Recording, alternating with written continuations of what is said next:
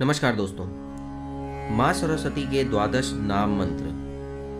माँ सरस्वती का ये मंत्र विद्या, बुद्धि और ज्ञान देने के लिए काफ़ी कारगर साबित होता है। चलिए शुरू करते हैं इनकी स्तुति। सरस्वती महाभागे विद्या कमललोचने, विद्या रूपे विशालाक्षी, विद्या देहि नमोस्तुते। प्रथम भारती नामा, द्वितीय च सरस्वती, तृतीय शारदा देवी, चतुर्थ हंसवाहिनी, पंचम तु जगन्माता, षष्ठम वागधीश्वरी तथा सप्तम चैव कौमारी, अष्टम वरदायनी, नवम बुद्धिदात्री च, दशम ब्रह्मचारिणी, एकादशम चंद्रघंटा, द्वादशम भुवनेश्वरी, द्वादशैतानि नामानि। त्रिये संध्यं या पठेन्यरा, जीवाग्रे वसते तस्य ब्रह्मरूपा सरस्वती।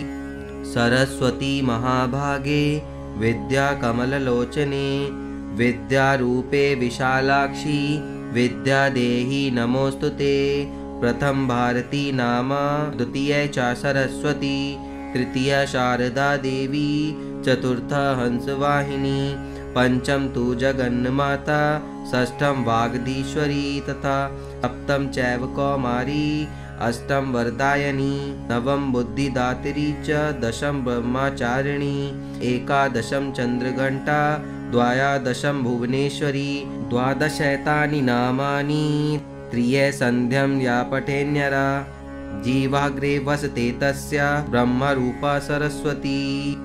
सरस्वती महाभागे विद्या कमललोचने, विद्या रूपे विशालाक्षी, विद्या देहि नमोस्तुते। प्रथम भारती नामा, द्वितीय च सरस्वती, तृतीय शारदा देवी, चतुर्थ हंसवाहिनी, पंचम तु जगन्माता, षष्ठम वागधीश्वरी तथा सप्तम चैव कौमारी, अष्टम वरदायनी, नवम बुद्धिदात्री च, दशम ब्रह्मचारिणी, एकादशम चंद्रघंटा, द्वादशम भुवनेश्वरी, द्वादशैतानि नामानि। त्रिये संध्यं या पठेन्यरा, जीवाग्रे वसते तस्य ब्रह्मरूपा सरस्वती। सरस्वती महाभागे विद्या कमललोचने, विद्या रूपे विशालाक्षी, विद्या देहि नमोस्तुते। प्रथम भारती नामा, द्वितीय च सरस्वती, तृतीय शारदा देवी, चतुर्थ हंसवाहिनी, पंचम तु जगन्माता, षष्ठम वागधीश्वरी तथा सप्तम चैव कौमारी, अष्टम वरदायनी, नवम बुद्धिदात्री च, दशम ब्रह्मचारिणी, एकादशम चंद्रघंटा, द्वादशम भुवनेश्वरी, द्वादशैतानि नामानि। त्रिये संध्यं या पठेन्यरा, जीवाग्रे वसते तस्य ब्रह्मरूपा सरस्वती। सरस्वती महाभागे विद्या कमललोचने, विद्या रूपे विशालाक्षी, विद्या देहि नमोस्तुते। प्रथम भारती नामा, द्वितीय च सरस्वती, तृतीय शारदा देवी, चतुर्थ हंसवाहिनी, पंचम तु जगन्माता, षष्ठम वागधीश्वरी तथा सप्तम चैव कौमारी, अष्टम वरदायनी, नवम बुद्धिदात्री च, दशम ब्रह्मचारिणी, एकादशम चंद्रघंटा, द्वादशम भुवनेश्वरी, द्वादशैतानि नामानि।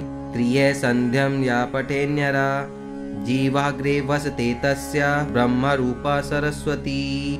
सरस्वती महाभागे विद्या कमललोचने, विद्या रूपे विशालाक्षी, विद्या देहि नमोस्तुते।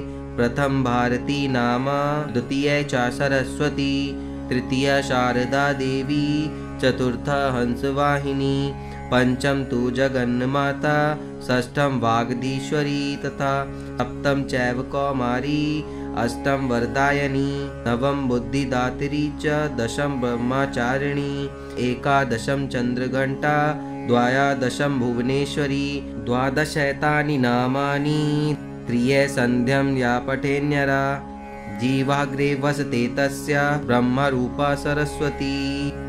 सरस्वती महाभागे विद्याकमललोचने विद्यारूपे विशालाक्षी विद्यादेहि नमोस्तुते।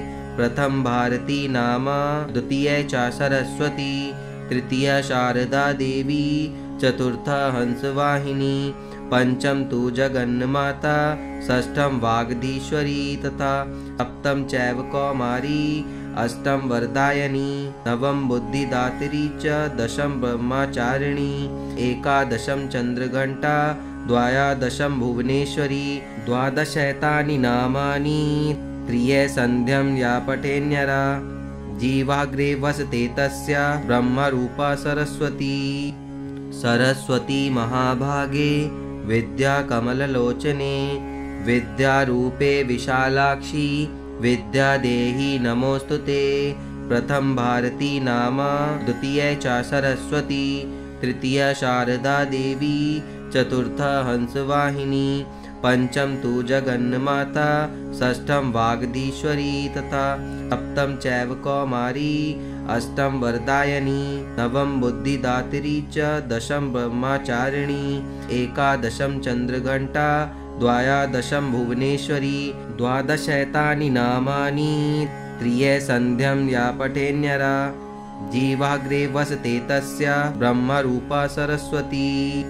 सरस्वती महाभागे विद्याकमललोचने विद्यारूपे विशालाक्षी विद्यादेहि नमोस्तुते। प्रथम भारती नाम, द्वितीय च सरस्वती, तृतीय शारदा देवी, चतुर्थ हंसवाहिनी, पंचम तु जगन्माता, षष्ठम वागधीश्वरी तथा सप्तम चैव कौमारी, अष्टम वरदायनी, नवम बुद्धिदात्री च, दशम ब्रह्मचारिणी, एकादशम चंद्रघंटा, द्वादशम भुवनेश्वरी, द्वादशैतानि नामानि। त्रिये संध्यं या पठेन्यरा, जीवाग्रे वसते तस्य ब्रह्मरूपा सरस्वती। सरस्वती महाभागे विद्याकमललोचने विद्यारूपे विशालाक्षी विद्यादेहि नमोस्तुते। प्रथम भारती नाम, द्वितीय च सरस्वती, तृतीय शारदा देवी, चतुर्थ हंसवाहिनी, पंचम तु जगन्माता, षष्ठम वागधीश्वरी तथा सप्तम चैव कौमारी, अष्टम वरदायनी, नवम बुद्धिदात्री च, दशम ब्रह्मचारिणी, एकादशम चंद्रघंटा, द्वादशम भुवनेश्वरी, द्वादशैतानि नामानि। त्रिये संध्यं या पठेन्यरा, जीवाग्रे वसते तस्य ब्रह्मरूपा सरस्वती। सरस्वती महाभागे विद्याकमललोचने विद्यारूपे विशालाक्षी विद्यादेहि नमोस्तुते।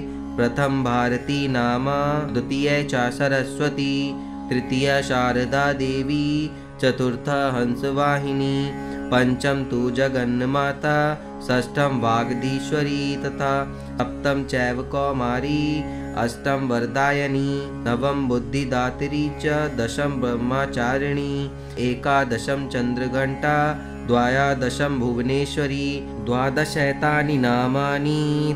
त्रिये संध्यं या पठेन्यरा, जीवाग्रे वसते तस्य ब्रह्मरूपा सरस्वती।